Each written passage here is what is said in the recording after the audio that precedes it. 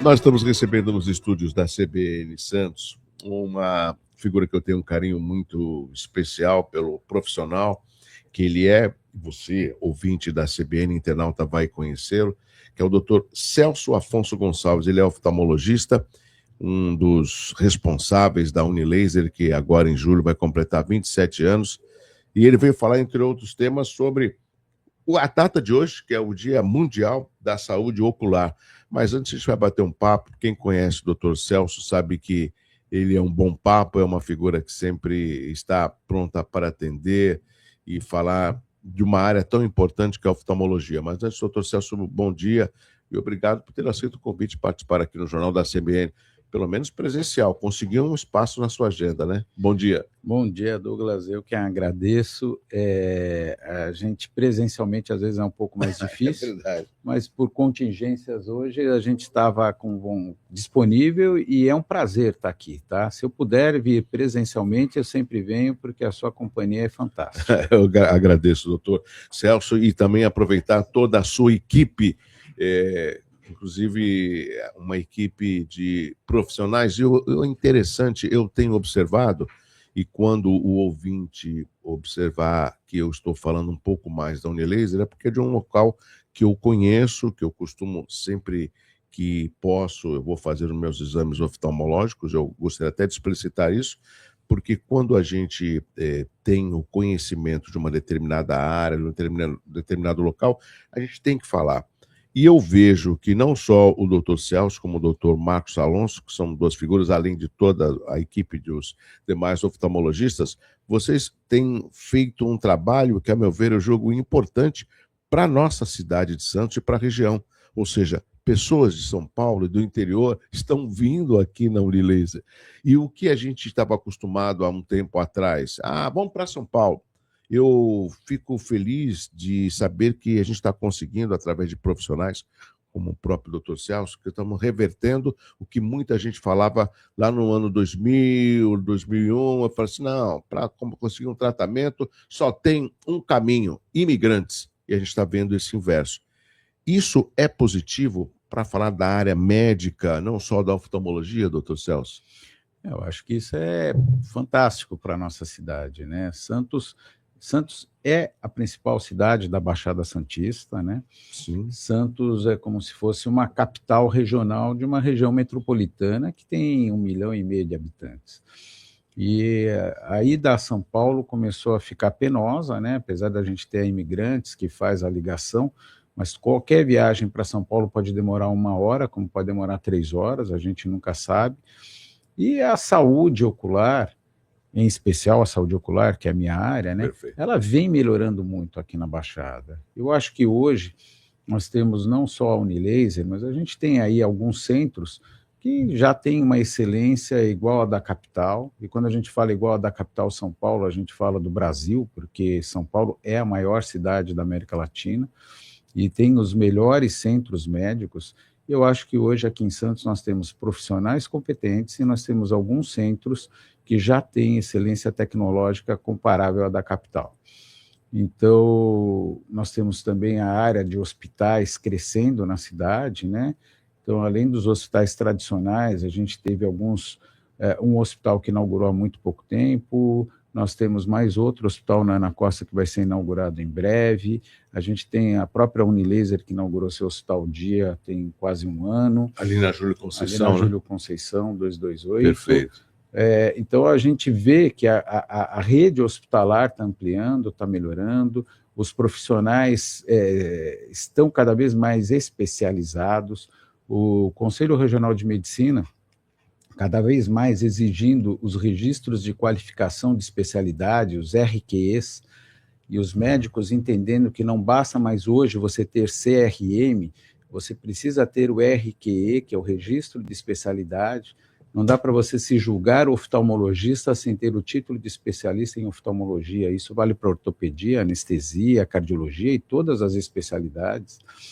Então, os médicos estão tendo essa consciência que eles têm que se especializar, né? Nós temos uma ampliação do ensino médico na cidade, nós temos mais vagas de residência médica, mais vagas de faculdades de medicina, né? Elas tentando melhorar. bem ou mal, nós temos faculdades que andam melhor, faculdades que andam pior, mas elas sendo cobradas para que tenham uma efetividade melhor, exames de qualificação médica para o recém-formado também sendo implementados, então agora eles vão ter que fazer exame no 4º ano, no 6º ano, provas de progressão. Então isso tudo é um conjunto que vai melhorando e vai fazendo com que o paciente, praticamente em todas as áreas, eu acho que em curto período de tempo não vai precisar mais sair da cidade, né? Doutor Celso, o senhor falou dos profissionais e com relação aos equipamentos. Eu me lembro que em uma das entrevistas que o senhor concedeu, o senhor até falava que tem alguns equipamentos, ou a maioria deles são até importados, são alemães, e isso, a meu ver, envolve a tecnologia e principalmente profissionais que saibam manipular um equipamento desse. Exatamente.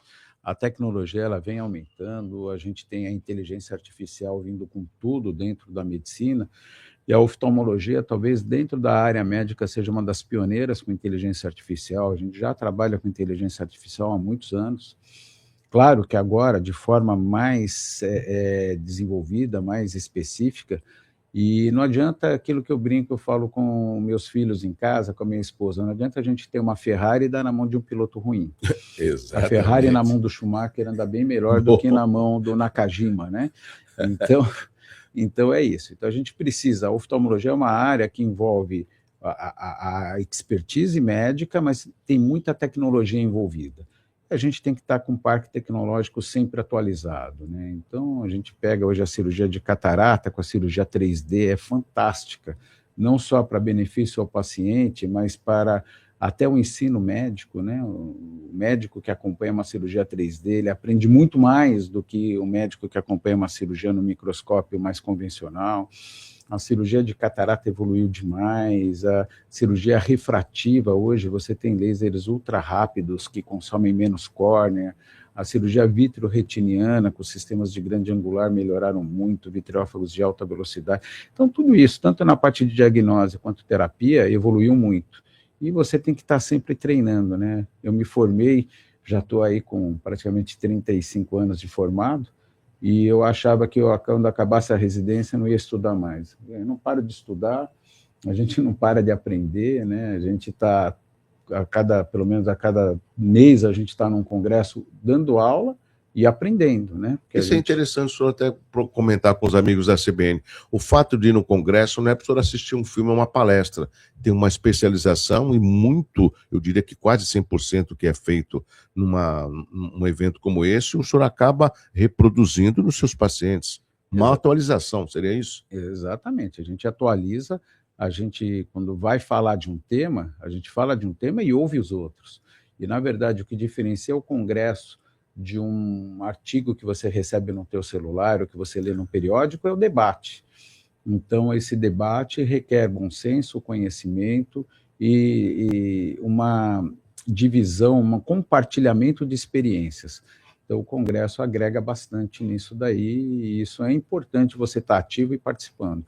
E Santos, cada vez mais, tem mais colegas sendo lembrados e participando desses eventos. Doutor Celso, hoje é o Dia Mundial da Saúde Ocular. E quando a gente fala da saúde ocular, e conversávamos, inclusive, aqui na antessala do estúdio, o senhor falou, deu um dado que é um puxão de orelha nos homens, que as mulheres elas cuidam muito mais da saúde do que os homens. Com relação à saúde ocular, o que o senhor poderia até explicitar para os nossos amigos da CBN a importância de uma consulta e dos exames preventivos, e diferentemente quando talvez o paciente acaba postergando, se acostumando, e quando ele vai procurar um médico, às vezes é tarde demais e não é possível reverter. A saúde, a importância dessa data é a gente praticar a medicina preventiva, né? E a medicina preventiva ela só pode ser praticada a partir do momento em que você procura, mesmo sem ter sintomas, uma avaliação. Então, a gente tem a prevalência de doenças, claro que existem as doenças específicas da infância, da adolescência, do adulto e do idoso.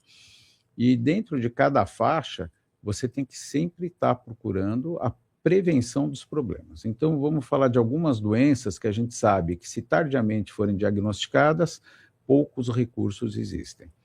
Então, vamos falar do glaucoma, por exemplo. O glaucoma é uma doença que você, quando vai ao médico, você não sente nada. Não há sintomas no glaucoma na fase inicial da doença. Você só vai ter sintomas na fase tardia da doença. Então, quando a gente falou de mulher e homem, né, nós temos um dado na Unilaser muito interessante, que aproximadamente 70% dos pacientes atendidos na Unilaser são mulheres e apenas 30% são homens. E eu vou te dar um dado, que esse número é tão relevante que a Unilaser hoje ela tem perto de 200 mil fichas no arquivo dela. Desde o seu início, praticamente quase 27 anos atrás. Isso, são 200 mil pacientes, é quase metade da população de Santos. Perfeito. Passou em consulta. Então, esse é um dado que tem que ser relevado. E a gente pega, então, por que 70% são mulheres e 30% homens? Isso é uma questão cultural. A mulher, quando ela acaba a infância, ela vem a regra para ela e ela vai ao ginecologista. E ela segue seu acompanhamento, depois dos 12, 13, 14 anos de idade, junto ao ginecologista, e ela se habitua a ir ao médico uma vez ao ano, uma vez cada 2 anos. O homem não. O homem, quando acaba a infância, ele não vai mais ao pediatra, ele não vai mais a médico nenhum. Ele só vai quando chegar perto dos 40, quando ele começa a ter um problema de visão de perto, na oftalmologia, ou quando ele tem algum problema urológico, aí ele vai ver o urologista por causa do câncer de próstata. Então, ele tem um gap de quase 25, 30 anos sem ter o hábito de ir ao médico. Então, o homem se cuida menos. Então, em geral, o que a gente observa nesses estudos estatísticos que a gente faz dentro da Unilaser é que o homem ele vai procurar a consulta médica quando ele tem sintomas. E o ideal é que você detecte muitas das doenças. Eu falei do glaucoma, mas tem Sim. o diabetes, a gente tem a catarata, a gente tem inflamações crônicas do olho, doenças da córnea, por exemplo, que ele procure antes dele ter os sintomas, que aí a probabilidade de sucesso num tratamento é muito maior. Doutor Celso, e com relação à automedicação? A gente vê hoje, já há um bom tempo, uma proliferação de farmácias. E ao mesmo tempo que a gente fala daquela pessoa que às vezes não procura um médico, ela acaba recorrendo a uma farmácia. Por mais que a legislação obrigue que cada farmácia tenha um farmacêutico responsável, mas mesmo assim, com todo respeito a eles, tem um risco. Ah, eu estou com a vista, olha, tem um colírio bom, esse aqui, pinga antes de dormir, pinga de manhã, sei, mas será que esse é um colírio bom quando um farmacêutico, volto mais uma vez a respeitar, não é um profissional específico da oftalmologia, por exemplo? Não, isso é uma conduta absolutamente errada para qualquer doença que a gente tenha, né? A automedicação com oftalmologia ela é muito perigosa. Você tem, vou dar um exemplo, você tem, uma das manifestações de problemas nos olhos são os olhos ficarem vermelhos. É um sinal do corpo, né? É como a dor é um sinal do corpo que alguma coisa não está bem. Nos olhos você pode ter a dor e você pode ter olho vermelho e olho lacrimejando. Então nós temos, isso aqui é um caso de 2 dias atrás. Paciente com dor de cabeça, com dor nos olhos, olho lacrimejando, foi na farmácia, deram um colírio clarificante para ele. Colírios tradicionais, Moura Brasil, colírios que são usados para clarear os olhos. Bem, o paciente perdeu 3 dias usando esses colírios, porque os olhos clarearam, mas os demais sintomas não desapareceram e era um glaucoma agudo. O paciente estava com quase 50 de pressão nos 2 olhos, por isso que ele tinha dor, e já estava aí o nervo óptico. Nesses 3 dias, ele perdeu praticamente 75% da função do nervo óptico. Porque ele foi automedicado e mal medicado numa farmácia. E também pelo médico, né? O paciente que tem essas queixas, ele deve exigir um médico, mais uma vez voltando ao RQE, que tem que ser o oftalmologista, né? Hoje, infelizmente, nós temos colegas que se intitulam oftalmologistas sem terem um registro de qualidade de especialidade. Então, o RQ hoje, quando você olha o carimbo de um médico, ou quando você entra numa clínica, além de procurar o número do CRM, hoje, por lei, nós temos que colocar o número do nosso RQE junto. E se o médico não possui RQE, troque de profissional. Isso vale para qualquer especialidade, tá? Cardiologia, oftalmologia, ortopedia. Eu acho que essa é uma campanha que a gente tem que começar a divulgar, porque cada vez mais nós temos médicos de YouTube, de Instagram, e isso faz mal para a medicina, faz mal para a medicina. A medicina ela precisa ser levada de forma séria, não dá para a gente banalizar dentro de plataformas sociais por pessoas que não estão preparadas, tá? Quando o senhor fala do RQE, quem acabou, inclusive, apresentando esse projeto, já foi sancionado e já saiu no Diário Oficial aqui em Santos, foi o Dr. Marcos Caseiro, principalmente para emergência e urgência, que a gente tem visto, lamentavelmente, alguns dos registros de pessoas que literalmente não estão preparadas para estar numa linha de frente como essa. Só para a gente resgatar esse tema que o Dr. Marcos Caseiro já comentou aqui no Jornal da CBN. Agora, voltando à oftalmologia. Quando o senhor fala de todos esses procedimentos, desses alertas que são importantes, porque a visão, assim como todo o nosso corpo humano, é fundamental a sua funcionalidade, ou seja, está sempre sadio, tendo um exame preventivo. O senhor acredita que no serviço público de saúde também existe essa carência ou não? Pelo que o senhor conhece no SUS. Dá para atender a população, ou às vezes é a população que não procura o atendimento, doutor Celso? Não, eu acho que a população procura o atendimento e existe uma dificuldade de dar conta da demanda de necessidade do atendimento. Eu já fiz umas 2, 3 vezes propostas a ícones da nossa administração pública, dizendo que todas as clínicas de oftalmologia de Santos têm uma capacidade ociosa que é desperdiçada e que se poderia haver, sim, convênios do poder público, por exemplo, da prefeitura, com instituições privadas, a fim de você usar a sua capacidade ociosa para dar atendimento à população, porque a população precisa, a população quer ser atendida, mas ela não tem onde ser atendida, nem se dá conta da demanda, ou não se há interesse em dar conta da demanda. Aí é uma outra discussão. Porém, já por várias vezes, inclusive o Dr. Marcos Caseiro, eu tive a oportunidade de conversar com ele está imbuído em tentar fazer essa ligação de clínicas privadas que tenham interesse com o poder público. Então, você pega a Unilaser, nós não temos a Unilaser funcionando 100% da sua capacidade, como nenhuma outra clínica tem 100% da capacidade funcionando o tempo todo. Então, a Unilaser chega ao poder público e fala assim, olha, eu quero ofertar 10% da minha capacidade produtiva ao poder público. O poder público vai falar um preço, se houver interesse, se faz um convênio e se atende essa população, essa demanda reprimida. Essa é a única forma.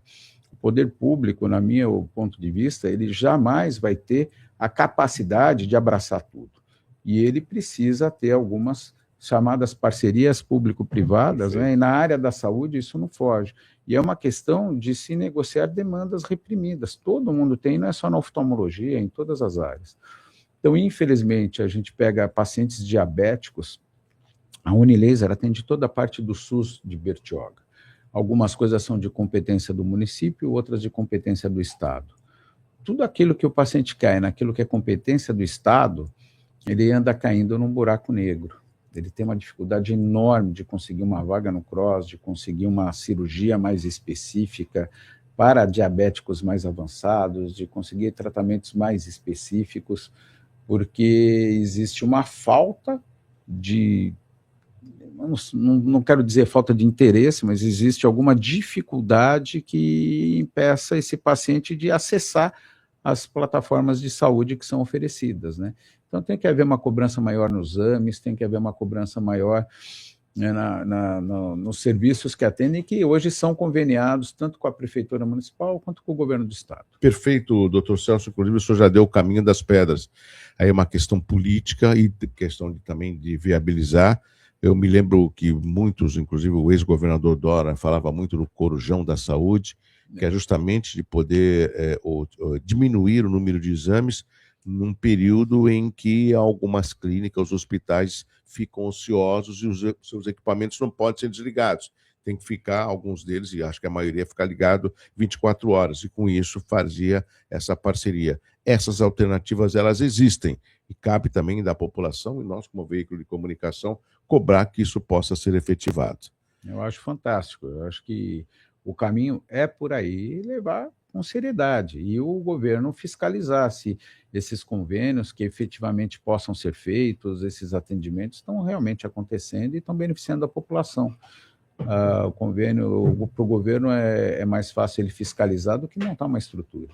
O Tribunal de Contas do Estado, em 2025, fez um levantamento alertando, por exemplo, a cidade de Cubatão, que alguns exames de saúde demorariam de 5 a 30 anos. Era uma coisa inacreditável, inclusive problemas de ortopédico. Isso foi uma informação do Tribunal de Contas do Estado. Estou falando de Cubatão, que é a cidade que eu me lembro, e acredito que outras cidades também têm esse mesmo levantamento. Então, a gente às vezes observa que o município tem um orçamento, existe a possibilidade das PPPs, que é a parceria público-privada, tem as clínicas que ficam por algum momento ociosas, mas não tem a efetivação, como o senhor falou. Então, esse diagnóstico a gente já conseguiu fazer aqui na CBN, doutor Celso. Eu acho que o raciocínio é esse. A gente precisa que os nossos secretários de saúde, etc., eles tenham essa abertura de pensamento e chame a comunidade médica para participar e ajudar. Doutor Celso Afonso Gonçalves, muito obrigado pela sua participação. Tem aqui uns minutos para que o senhor deixe uma mensagem para os nossos ouvintes e internautas a respeito da importância do exame oftalmológico, independente da idade, né, doutor Celso? Independente da idade, o exame oftalmológico ele é extremamente importante, principalmente num dia que a gente fala como hoje, o Dia Mundial da Saúde Ocular. Essas datas, elas são criadas para que as pessoas se lembrem que elas devem cuidar do principal órgão do sentido, que é a visão. E na consulta, a consulta médica, consulta médica oftalmológica, ela não consta apenas de medir a visão e fazer grau de óculos, tá? Isso é o mínimo básico. A consulta oftalmológica tem que medir pressão dos olhos, tem que fazer exame de fundo de olho, tem que fazer exame e avaliação de motilidade ocular, você tem que ver reflexos da pupila. A gente, na consulta oftalmológica, consegue antever problemas de saúde, tanto cardiovasculares, né? A gente não brinca que os olhos são a janela da alma. A gente, quando olha o fundo de olho de um paciente, às vezes ele não tem problema no olho, mas a gente fala, o senhor tem um colesterol aumentado, o senhor tem uma hipertensão arterial, a gente faz diagnósticos de aterosclerose. Saiu um trabalho recente que a gente consegue avaliar até, isso daqui ainda é muito superficial, mas a gente talvez vá conseguir fazer diagnóstico precoce de doenças neurodegenerativas. Através do fundo de olho? Através do fundo de olho, como Parkinson, como Alzheimer. A inteligência artificial está caminhando para isso, para nos trazer dados mais concretos e que a gente consiga, sem um exame, através de uma consulta, num exame não invasivo, né, que você não agride o paciente para fazer o exame, fazer diagnóstico de doenças do corpo que afetam os olhos ou doenças do corpo que se manifestam nos olhos. Então, a consulta oftalmológica é muito mais do que você sentar na cadeira, ler as letrinhas e fazer exame de grau de óculos. Ela vai muito além disso. E isso essa é a importância dessa data. O Dia Nacional da Saúde Ocular é para prevenção, para antecipação de problemas de saúde, que você possa agir antes do problema se agravar. Eu acho que isso é importante. Muito obrigado, doutor Celso Afonso Gonçalves, médico oftalmologista da Unilaser. Mande um abraço, doutor Marcos Alonso, toda a sua equipe, e obrigado por participar aqui no Jornal da CBN. Um prazer é todo meu, e o Marcos, com certeza, se ele estivesse aqui, a gente teria uma entrevista mais alegre e mais animada. Um abraço, doutor Celso. Obrigado.